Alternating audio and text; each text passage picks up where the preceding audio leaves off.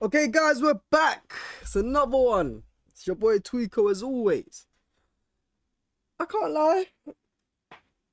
The weather is cooked, but I'm actually alright still. We're talking about this being last week, Thursday, 25 degrees, and right now it's like 9 degrees on a Monday. But I'm alright. I got my heater blowing right here. Sorry if you guys can hear that in the mic. But yeah, you probably saw the title. I'm just gonna be reacting to another video, a guy called Nowhere. And I saw the title and I kind of agreed with it. Gen Z is actually cooked, fam. This generation, I can't really vouch for you lot. Well, myself included. But yeah, man, we're cooked. We're cooked. Country with some of the world's most beautiful natural landscapes and iconic attractions. A global cultural titan, influencing trends in music, film, architecture, politics, What do you do with Big Chungus? and lifestyle. That's what I'm saying. The UK actually, we start trends over here, man. And America don't like to admit it. Europe, they love to admit that. But we are trendsetters. Do you know what I'm saying? We're natural trendsetters. Shout out all the Jamaicans in London as well. Without us, I can't lie, the rest of London will be looking boring. You have not experienced raw UK culture until you see a shoeless crackhead freestyling to people while riding the underground. Culturally, the UK is one of the most impactful countries worldwide. Don't believe me? Here's Exactly what I said. Americans don't like hearing that. proof from a UK citizen.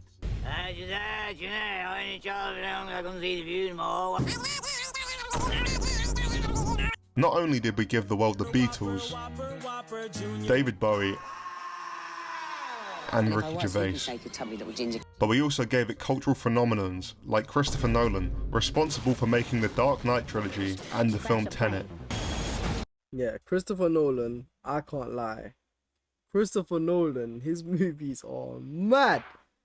The UK movie industry is so underrated, man. I can't lie. We make the best movies, bruv. Best actors too. Don't even cap. Which are widely regarded for having incredible audio mixing. As someone cursed with being born in the UK, I can confidently say that I love to hate my country. If you're also from the UK, you can probably completely understand what I'm saying. Like, I do genuinely like living here, but this country is a grey depressing hellscape with zero natural colour except for summertime. We live in Exactly what I was saying, bruv. If you look outside right now, it's cold, it's grey, it's dark. It looks disgusting. and cold most of the time. But unlike many other Western European countries, we are massively slacking on the quality of life index. Bro, literally all of Scandinavia are completely destroying the UK on this index. I mean, when our best dish looks like this, it's completely understandable why. That's what I said. The UK without Jamaica, or London without Jamaica anyway, is cooked, fam. You bring the flavours. Our quality of life is worse. People work 9 to 5s to come home to this. Like they sit at work all day looking forward to food that looks like this. You cannot be serious. But at least in summer, it actually looks like a nice place. I just wanted to say that this sort of video has been made thousands of times before, but it feels like it's obligatory for British YouTubers to make at some point. So I guess it's my turn. Everyone knows London. Americans seem to think it's the only place in the UK, and the rest is just this filled infinitely.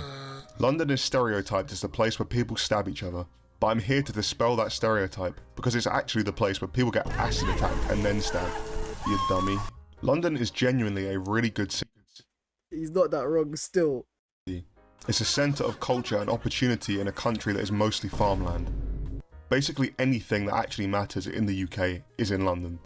And the rest of the UK is purely just background noise, to be honest. I'll be for real, no one knows what's happening in Peterborough, bro. No one's even heard of it. I can't lie, he's gonna trigger a lot of people up north, boy. He's correct though, I don't know. Not much happens up there. London has the best everything in the UK. Careers, stores, entertainment, and infrastructure. But somehow, it's equally as grey and depressing as everywhere else on this cursed island. Look at this place, man. London Underground is one of the best things to ever happen to a city. If you live somewhere with an underground metro, you'll know this. It's like real-life time travel, as the deafening sound of the train gets amplified through the permanently open windows and it concusses your small brain so you have no perception of time. From your perspective, you got on at London Victoria, felt ringing in your head, and the next thing you know you're walking out of King's Cross Station with a nosebleed and 20 minutes has passed. And you've probably also been stabbed, but that's besides the point. But seriously though, why is it so fucking loud on the underground? I can't lie. For any international viewers, yeah, the London Underground is noisy as hell. I've seen a lot of tourists get scared because they think that the train's about to crash or something. Nah, it's just, wow, everyone's just so calm. That's just how it be.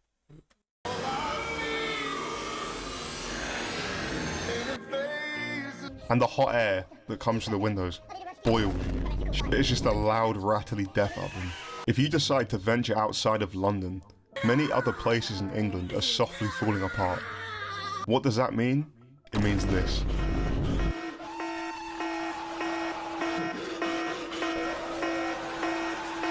That's actually very true, you know. It's sad, but a lot of places outside of the UK are pretty much becoming vacant because the whole town and infrastructure is basically going to nothing. The councils are, again, not investing. Birmingham's council went bankrupt. And various other little towns, like, they're just so underdeveloped. There's Crackhead Central in Blackpool. Do you know what I mean? It's getting dark, man. It's getting dark. Of course, they only focus on London, but even that, they don't really focus on London. They only focus on themselves. Some cities in the UK are nice places with growing economies, career opportunities and transport, except for Birmingham. This place is a complete anomaly in the UK. It is unique. No hate to the people from Birmingham. It's the council who have absolutely cooked this city. For example, they just... Literally what I just said. Cooked. Birmingham is cooked. To spend £188 million on a library instead of investing into housing projects or communities. Or maybe they could clear up the city centre so it doesn't look like this. Building that library was... I got one story when I was in Birmingham one time, yeah. So I just came off the train and it's calm. It's calm. I'm literally going to, do you know what I mean, apartment and stuff. I'm in the city centre. I see on the map, oh, city centre. Let me just, you know what I mean, go around there. Bruv, why do I walk past the McDonald's? And if you're from Brum watching this, you would know what I'm talking about. There's crackheads everywhere. But the main thing that caught my eye, there's a youth with latex gloves running towards me. I'm thinking, what? There's another youth that just darts past me, but I'm not even focusing on him. I'm focusing on the youth with latex gloves on, literally cutting after him. Right in the city centre. I'm talking like the main centre. That place is scary, man. That place is hell. I swear down. A waste of money, considering people from Birmingham can't even read. What are they going to do with the books? Eat them?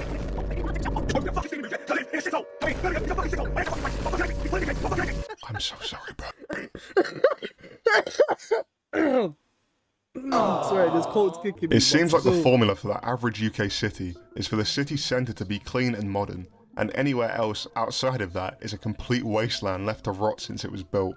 But there are two types of cities. Every city either looks like this.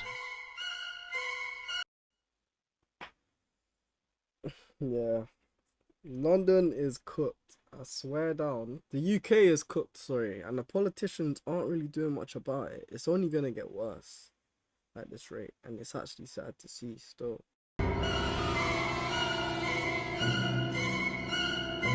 Or like something from a Disney film. Streets that look like something from The Last of Us are a surprisingly common sight in the UK. I don't know what it is about English people, but they literally can't stop themselves from littering. A lot.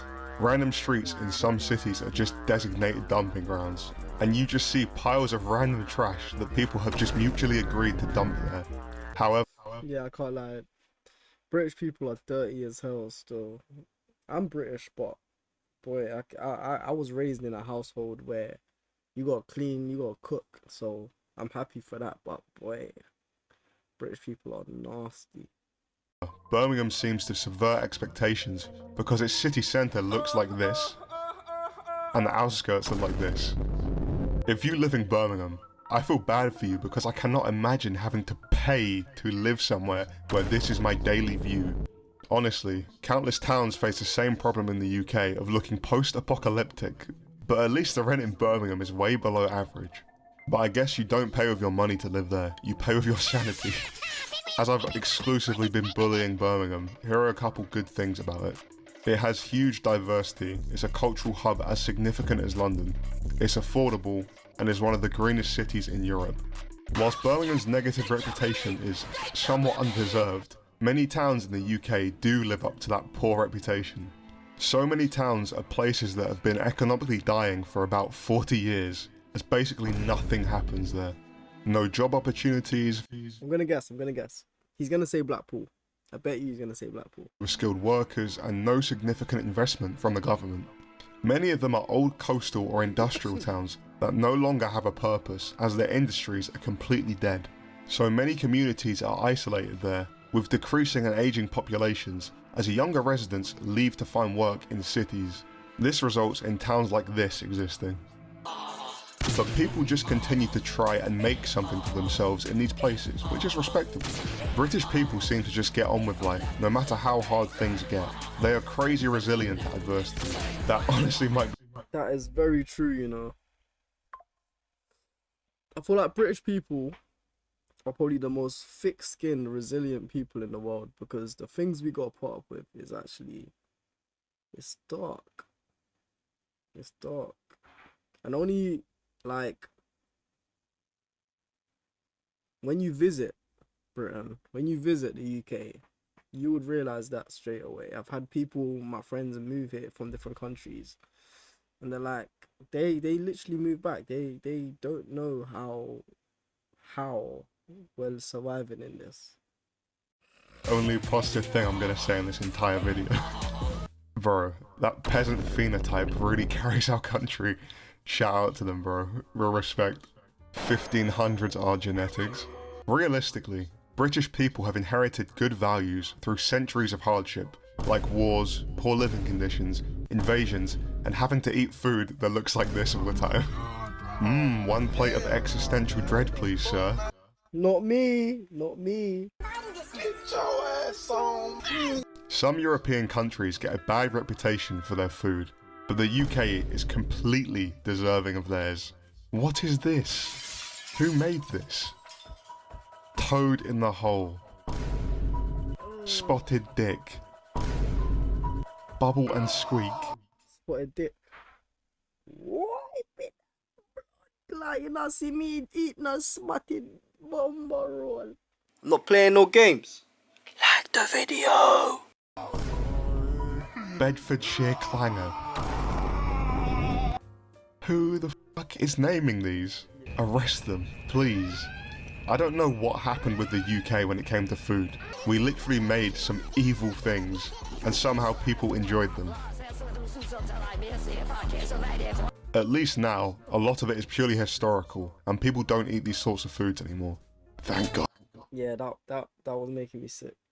Not fully English.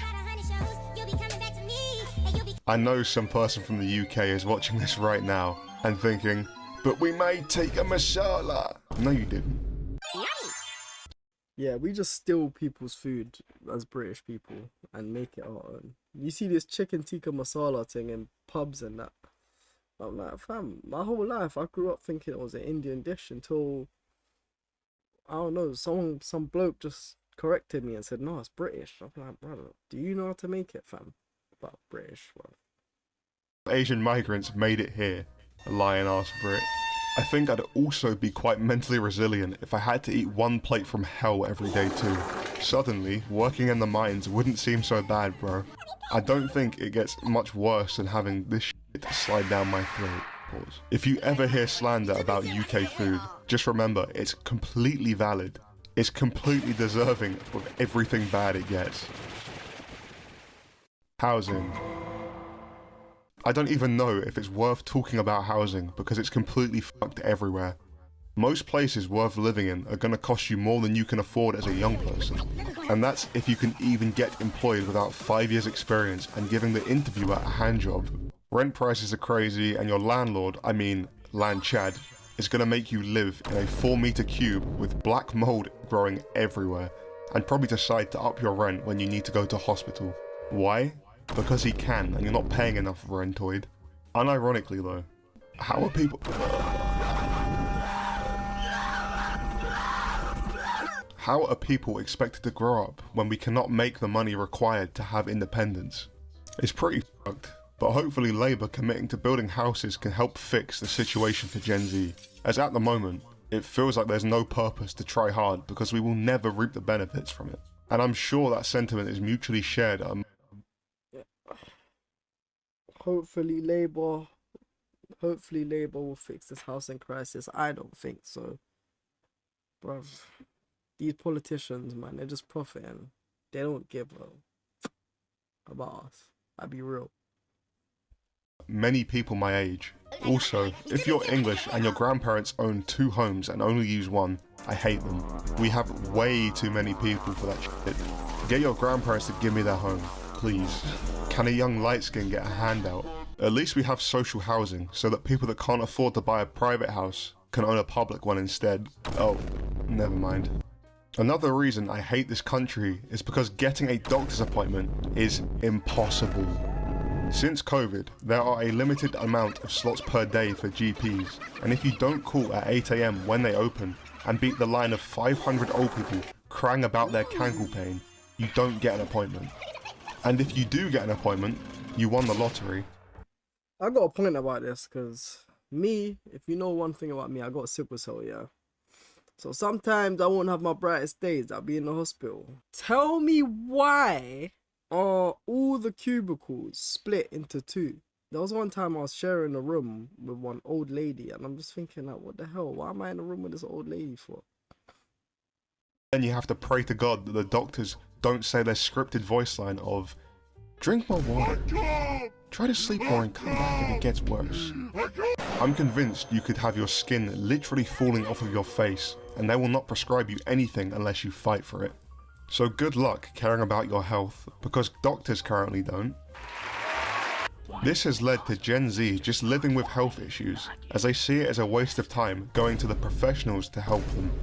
Although this is likely a temporary issue, as it is probably going to fade away in the next couple of years, but it's still a big issue now. Overall, the UK is a great country, but it's held back by a bunch of stupid shit. We have new leadership now, so hopefully things change for the better. See the UK, right? It's sad because it's cooked. But what I can say is British people are probably one of the best type of people you go meet. Myself included. Mainly at the fact that we're just a bundle of joy in a very bad situation. Do you know what I mean? As soon as a British person goes across the seas, as soon as they jump on that flight, you're going to see a whole different person. And that's probably the best that you're going to see because, I don't know, British people, we got everything. You know what I'm saying? We know how to vibe. We know how to talk correct. We know how to, do you know what I mean? Bring out the party when the party needs to be brought out. And I vouch for that. Instead of having the Conservatives destroy everything for another 5 years. If you enjoyed the video, let me know, as I could honestly make an infinite number of videos complaining. But yeah, guys, that's the video, man. Shout out to Nowhere. I just subscribed to his channel. And guys, please like, comment, and subscribe. Do subscribe to him.